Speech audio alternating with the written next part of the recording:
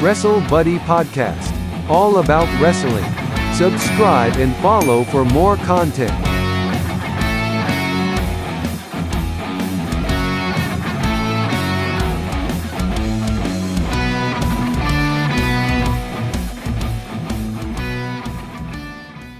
Welcome, Wrestle Buddies, to another exclusive interview. I am joined today by the hardest working woman in all of sports infotainment, and today, entertainment.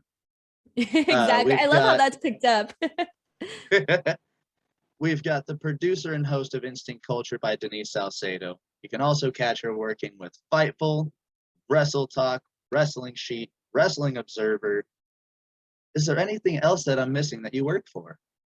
No, I think you got them pretty much all. You can be found literally anywhere. If you follow pro wrestling in any facet, you can find Denise Salcedo. Denise, how are you doing today? I'm good. You know, it always makes me very happy when people realize, you know, all the work that I've put into things. So it always makes me very happy to hear that. So I'm never tired of hearing the long list of names. I mean, it's hard not to. Anywhere you look, you're there. I know. I'm not sure if that's such a good thing for people that probably don't want to see me everywhere, but I guess for me, it's perfectly fine. I'm going to start out with like the usual admin. You guys can find me over at Wrestlebuddy.com. I write articles. I do interviews here. You can find me on Twitter at Matthew_laws_. And Denise, where can they find you other than everywhere? Twitter and Instagram at _ Denise Salcedo. All right. I'm going to just get the cliche questions out of the way real quick. What made you fall in love with pro wrestling? I became a fan when I was like a kid. My uncle was a big fan. And so he kind of got me into the products that way. And it kind of became very easy to become a fan. Like I had never obviously seen wrestling before, but I was very interested in all of the characters. And, you know, as I got older, I started appreciating more of the in-ring stuff versus the character work. And it kind of just became a nice blend of both. Was there a specific match that helped you like cling on to your love of wrestling at a young age? I wouldn't say necessarily a match, but I was a big Chris Jericho fan growing up. And I think that's probably what helped me keep going, because I would come in every week like, oh my gosh, is he going to win this next match? Oh, I really want him to. And, you know, I was a kid, so I didn't, you know, I thought every single match mattered and I wanted him to win every single match. So I would make sure to come in every week. And then obviously, you know, as the weeks went by, I developed more favorite wrestlers. So that was kind of how it went for me. How did you get your start in sports media? Like, where did you go to start? So I actually went to Cal State Fullerton and studied broadcast journalism. And I thought I was going to do news reporting. And that's like the direction that I was aiming at.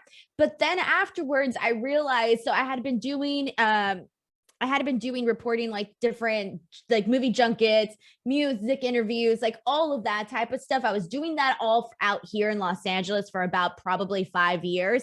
And then I kind of realized like, okay, this is not necessarily the route that I want to go in, because, you know, I am a wrestling fan. So let me go ahead and try and see what I can do in that space. And with my YouTube channel, I was able to, you know, really kind of get started like that, because I started reaching out to people for interviews and I started getting, you know, on carpets and whatnot. And that's essentially how I was able to grow my name, was through my YouTube channel. And then that YouTube channel work led into like other opportunities with other people. And that's essentially how I got my start. So like, if anybody is looking to get their start in wrestling journalism, I would definitely suggest like first proving that you can do the work on your own. And then from there, like essentially, you know, going off and working with different different companies. And speaking of, you know, getting your outreach to different companies, you recently represented Fightful for the recent Bellator event. Yeah, that was so much fun. How different is it being in that type of a crowd as opposed to being in like a pro wrestling crowd? It's 100% different, because the audience, the MMA audience, is way different than the wrestling audience. And the wrestling audience is more, I would say, follows every single thing that you can expect, like in the wrestling world. And that when you go there, you're going to see a lot of people that know a lot about what's going on with the wrestlers, what's going on with the company, what's going on with different companies, etc. Right? A little just bit more really into the product. And then the MMA fans, like you have your hardcore, right? Like you have your hardcore fans, obviously, but at the actual event, what you see more is like this casual audience, and it kind of is more of a like social night out versus like it necessarily being full of people that are like diehards. I noticed it's more of like, hey, like we're gonna go have a night out. Let's get like super, glammed up, and we're gonna go and enjoy, a nice event over, at the Bellator show. So that was like the major difference that I noticed, is that it was more of a social event. What was your favorite like match from that card? I'm assuming it's completely different from pro wrestling. Yeah, it's definitely different because like you never really know like what's going to happen. And so I really enjoyed obviously the AJ McKee Pitbull fight, because that one was like such a big deal. And I really didn't know what direction it was going to go in. And there was just a lot of factors that contributed to that fight where I kind of thought like, oh, like it could go really either way, but whoever wins is going to signify something huge. And so I did really enjoy that fight. I thought it was a really exciting outcome, and the pop from the crowd was absolutely crazy. You're going to be announcing today's GCW No Signal in the Hills.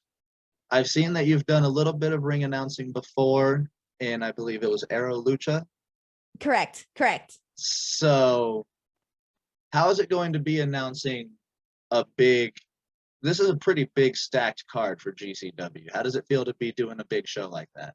I'm a little nervous, to be honest, because like you said, like, so prior to COVID, I was announcing like probably every single weekend, like throughout different promotions in Southern California. And so I really had like every single weekend I had a show, sometimes multiple shows. And so, kind of essentially having this big break from like, lockdown and there being no events. And then my first one back is with GCW, and it's like this big show. It does kind of make you a little bit nervous, and you're just like, okay, I mean, I've done the job before. Now it's just kind of hoping that all of those natural instincts, kick in when you're actually there. But it's one thing, like you'd be surprised, like you could be nervous, like before you go out, like you're like really nervous and you're like, oh my God, I want to throw up. Like I feel sick, all of that, emotions. And then the second you're out there, for me, it's the second I introduce so I do like an introduction, right? Then I, ring announce the first match. The second I get the first match out of the way, it is just like, cool, I'm good. I can continue the rest of the show. All is good. It's really just those like moments before you walk out where you're just like, oh, I feel sick. I don't know if I'm going to do a good job, etc. You start to think all of these things and you just don't feel good. But then afterwards, it's like, okay, cool, I got this, and the crowd definitely helps. Because if the crowd is like happy to see you and you're like, you know what, you also have to get into the mentality of the fans. So that's the thing. You think about it like when you go to a show and you see you're just a fan and you see the wrestlers and you see the ring announcer, it's like their job to entertain you. Like you want to be entertained by them, right? So I kind of just see it as like, no one here is here to judge you. They're just here to have a good time. They're here to enjoy the show. And, that's what it is. And that's your job. Like your role is to make sure that, the people are having a good time, etc. And you're just, part of the show. So I do think about it like that instead. With GCW happening today, is this going to be the biggest show that you've done ring announcing for? I believe so. Yeah, because the one show that I did with Aro Lucha, that was in Nashville. I think that one had like 1,000 people, maybe a little bit more than 1,000 people. And I'm not sure how many people were going to be at the GCW show today, but I heard that venue can fit up to like 3,000. Now I don't know what the actual number that they're going to have there is. So I'm assuming it's going to be around that exact same amount, maybe a little bit more than the Aro Lucha. So I don't know. So it probably is. And those GCW fans their fans are crazy. Yeah. I think that's like the fun part. And here's the thing is that like I used to ring announce for Suburban Fight, which would go on after GCW.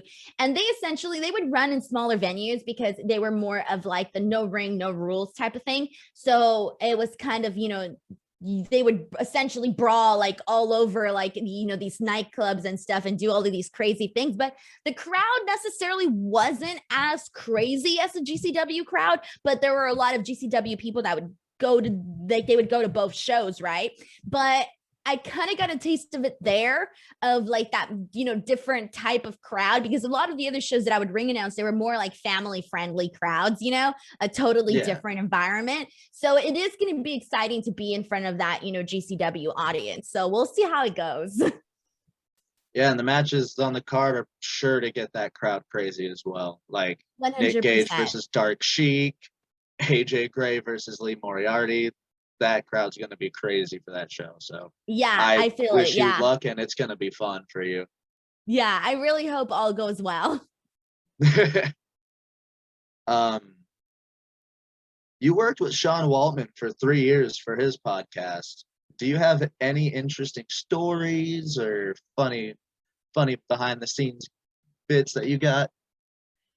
So first and foremost, like working with Sean Waltman was so much fun. Like I got to work with him, like you said, for 3 years, and it was just like I learned so much on that job, like so much.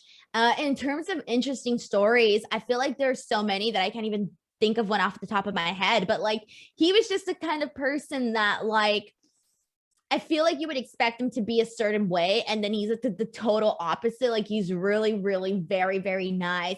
He cares about other people. He's very in tune with what's going on around him. Very aware of everything that is happening. And then it's interesting because like sometimes a lot of people can kind of be like in their own world and kind of not really like focusing on like other people. But like he was very, very like aware of like everything that was going on, and that was kind of cool because like he was able to see, how hard I was working on the show. And, my responsibilities just kept growing more and more being part of the team. And so that was honestly probably the best thing. But like he would literally like he would give me advice like off camera. He would ask me like, what are you doing? What are you working on, etc. How's this going? If he saw that I did an interview with somebody, he'd ask me how did I do this interview with this person, etc. And so yeah, that's probably like the most like interesting thing about having worked with Sean Waltman. And like you said, he would comment on your interviews. You've been doing a lot of interviews recently. Yeah, Nikki it's been crazy. You had Nikki Ash, Tommaso Ciampa, as just a couple names. Exactly. Oh, go ahead. Oh no, yeah, no. So I've had like a bunch of interviews. Like I feel like so I've done like, obviously prior to that I was interviewing like celebrities and stuff. So that list is up there. But in terms of like wrestlers, like I've definitely passed, like I'm pretty sure I'm like at over 100 now. Like it's crazy. Hell yeah. Hopefully I get to that point at some point. You will. You definitely will. You were actually part of WWE's Hell in a Cell 2019 watch along. Oh yeah, that was a fun one. That was a fun one. I didn't expect anything that was gonna happen to actually happen, and I wasn't crazy about it because I didn't want to be out there having like this WTF look on my face. But it happened. What can you do? With an ending like that, I'm sure anybody would have just froze. Exactly. I was kind of like, oh my God, this is what happened. I can't believe it. And I was like trying to smile, but you could see it all in my eyes. In my eyes, I was just like, oh God, no, this is not going to go over well. Working with the Wrestling Observer newsletter, your work was pretty close with like Brian Alvarez. I've seen a couple pictures of you with Dave Meltzer as well on Twitter. How is it working with Dave and Brian? So first and foremost, it's kind of a dream come true because they were the first wrestling podcast I ever listened to. I didn't even know what podcasting was until I had heard Brian and Dave, like legitimately, like years ago. I had no idea what podcasting was. I didn't know wrestling podcasts were a thing or anything like that. And so they were the first ones that I was like listening to. I used to listen to Brian and Vinny as well. And so it was kind of like, throughout the years, I would listen to the shows. And so, when I started getting involved in this, I kind of never really expected them to like ever kind of notice me, that sort of thing. And I actually reached out to them and they were like, they kind of like, nothing really happens. Like I reached out, right? But like nothing really came of it. But I just kept working and I kept working and I kept like, I would send like, all of my press releases to them, and somewhere along the lines, probably about like a year later, I got a response and it was essentially like, okay, like, let's circle back on what we had kind of talked about. And next thing you knew, like probably God, like within the next 2 weeks, I got all of this new equipment sent to me. I was preparing, I was naming the show, I was preparing for the show. And then next thing you knew, I had my first show. And then like I wasn't too proud of my first show because I was very nervous. But yeah, that's how it is, it's like it's your first show, you're gonna get nervous, etc. But as the as the weeks have gone by, and I've done like I think 79 shows now with them, solo shows too, which is a lot of work. 79 shows. I think that's where I'm at. By the end of I think by October, I would have hit my 100 show mark. And it's been really just great because I get to do my shows. I run the Instagram account. I also get to work on the TikTok account. And then I also do like commercials for like the Twitch channel. So they really have given me a lot of freedom and a lot of creative freedom to kind of do what I want, essentially. Like if I want to talk about, something on a commercial that I'm creating, I can do that, so there's no like, oh, you have to make sure you do this or anything like that. It's very, very easy to be myself. And I wasn't expecting that either, because I was expecting, I don't know what I was expecting, but I was very, very happy when I got the job. And I was just like, I cannot believe this. And just kind of working with people like Brian and Dave and working, with Wrestling Observer, they are, historic, legendary, whatever word you want to use, media, wrestling media company. And exactly, trendsetters. There's so many different words that you can use there. And so for me to be able to join that team, it was kind of a validation, they kind of validated a lot of the work that I was putting in. And just to kind of get at that level, people started seeing me differently, I literally had people in the business reaching out to me that had never spoken to me before, reaching out to me, congratulating me about this job. And I was just kind of like, oh, wow, like, okay, like this is what we're doing. So I kind of feel like it took me from this is the thing, like every year of my career, I feel like it's been like hitting a new plateau, like a new, I don't know if it's like a new goal, but you just keep leveling up. I think that's the best way you can describe it. I got you. Every year, right? And that's the thing, is that I think a lot of people see like people that have been doing this for a while and they're like, oh, like, I want to get there and I want to get there overnight. It's just, I used to be like that. Like I've wanted to get there overnight, but it's literally just like putting in the work, building this foundation. And if you build this foundation, people don't ignore hard work. It is hard to ignore people who work hard. And so like, that's kind of like what I did to essentially get to this point. And so now it's kind of like, okay, it's a little scary now because, now I'm at this like, portion of my career where I'm like, all right, like we're here now. What's next? But it's kind of always been like that.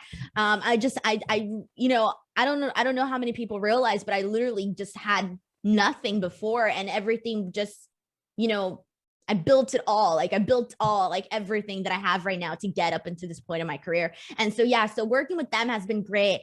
Brian is very nice. Dave is very nice. The whole entire team is very, very nice. And going from the Observer newsletter on over to your time with Wrestletalk, and you're currently doing Is it the SmackDown review or is it the? No, so I'm doing the with Wrestle Talk. I do the morning podcast show. So that one's kind of like a magazine show where we touch on a different subject every week. So every week is different. I actually started working first. So it was the Sean Waltman podcast. Then it was the Fightful podcast. Then on top of that, it was the Wrestle Talk podcast, and then the F4W podcast. So that's kind of how like things kind of kept, and there were some podcasts in between as well. But the steady ones that I work with, those all happened. And then I started working with the Sportster. The Sportster happened pretty much around the exact same time as F4W. So it was kind of like, okay, like everything just kind of culminated all at one point. You definitely have that nickname for a reason. Yeah, I know. And it's funny because Luke Owen coined it from Wrestle Talk. He was the one that kind of like really hammered it home. And I was like, okay, good. Because I can't call myself that. You can't give yourself your own nickname. Like, that's not how nicknames work. Like, I can try to give myself a nickname, but it's not going to stick. Like, somebody else has to give it to you. So I'm glad that this is the nickname that I have. But there are times where like I'll joke with Luke and I'll tell him like, there are times where I'm like, I want to take the day off. Like, I'm tired. And then I think like, oh, you're supposed to be the hardest working woman in sports infotainment. I'm like, shoot, I got to get up and do stuff. I'm like, can't let the name down. You know? That's absolutely amazing. In your time with Wrestle Talk, you've also done their Quizlemania a bunch of times. Not I've the greatest track record. You can say it. I've lost all of them. It's always great to see you on there though, because like you just bring a different type of energy to that show. Right. That's the one thing where it's like, there are times I was like, damn, man, I would tell my fiance, like, I'm never going to win Quizlemania. Like, people are going to think I'm dumb, blah, blah, blah.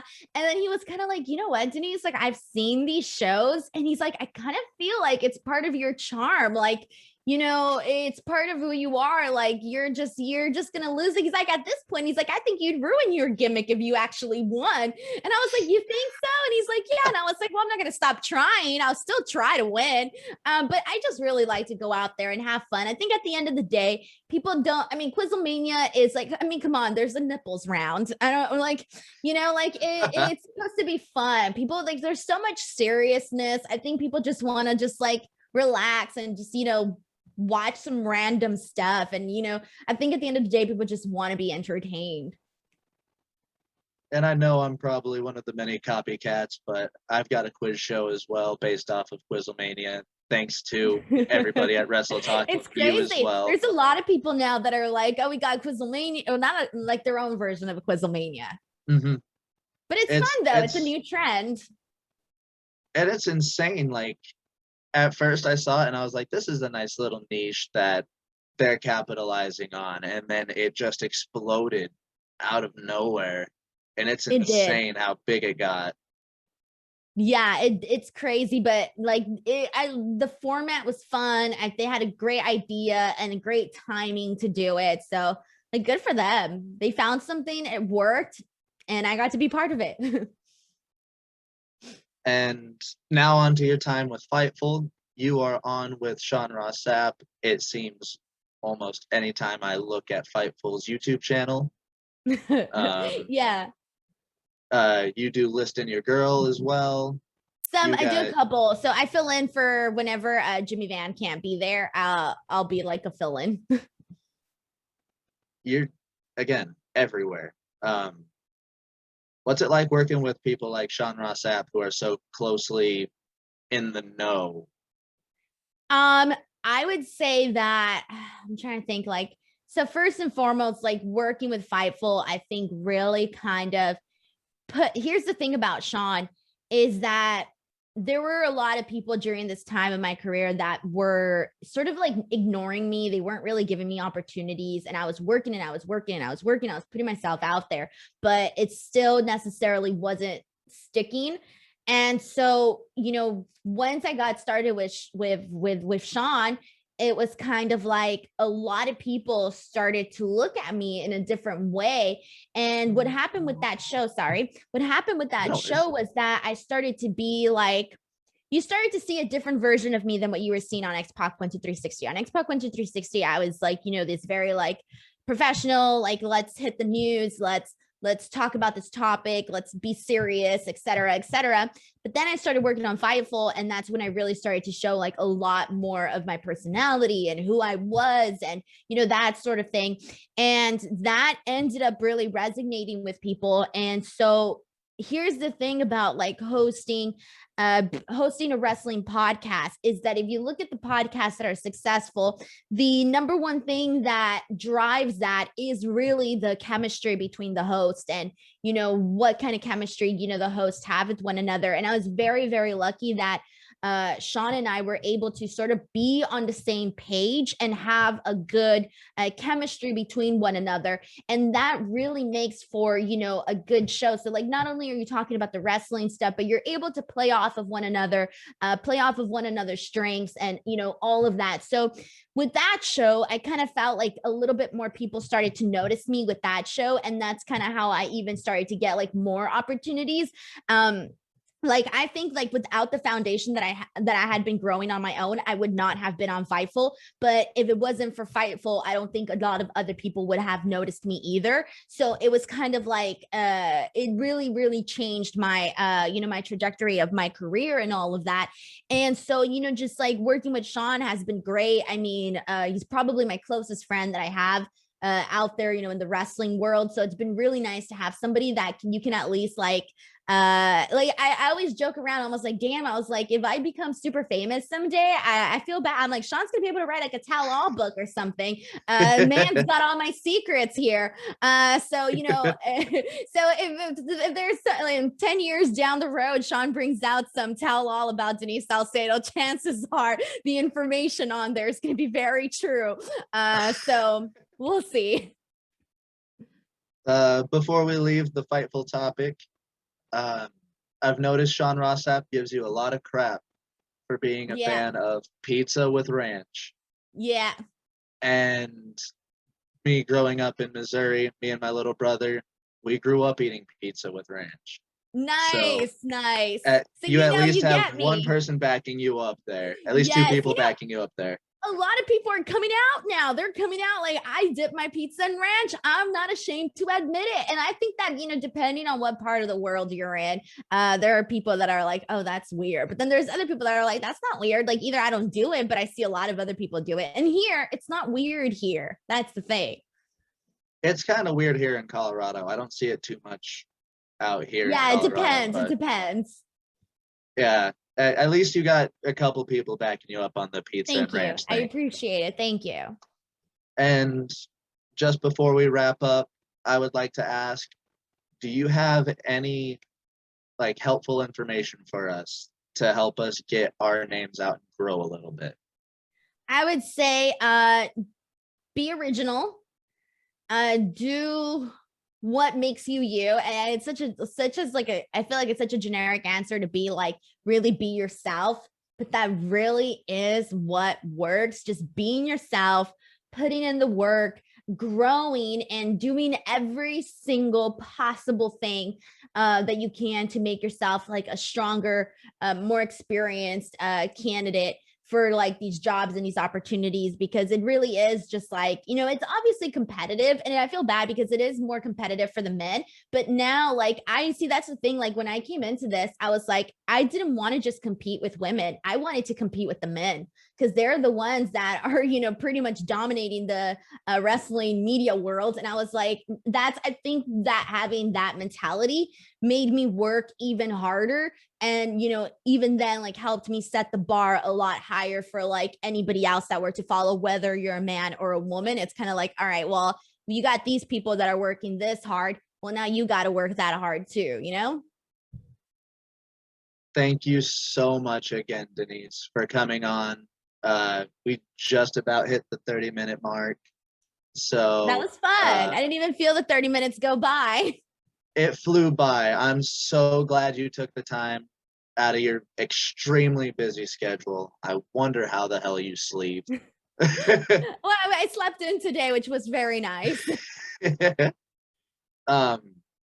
Once again, thank you so much for coming on. we'd love to have you we'd love to have you back on. Maybe have you on a quiz or two. Yeah.